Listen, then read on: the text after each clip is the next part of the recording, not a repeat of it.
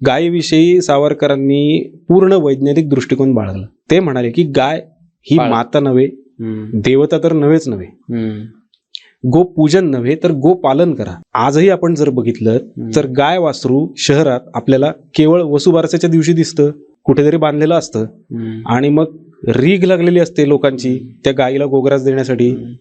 गाय ते काय खात नाही, मग एक दिवस पालटला की आपण तिच्याकडे बघतही नाही. दुसऱ्या दिवशी काय माहिती आपल्याला त्या गायीचं काय होत असेल, खाटिकाकडे पण जात असेल. हा काय तुमच्या मातेचा सन्मान झाला? तुम्ही मातेला असं वागवता, एक दिवस पूजा करायची, दुसऱ्या दिवशी खाटिकाकडे. मग सावरकर काय म्हणाले, ज्या वेळेला शेतकऱ्याला तिचं महत्व समजेल की तिचं पालन करून आपल्याला किती लाभ होतोय, त्यावेळेला खरं अर्थाने ती देशाचं जे आर्थिक आहे ते दौर्बल्य निर्माण करणारा प्राणी आहे तो.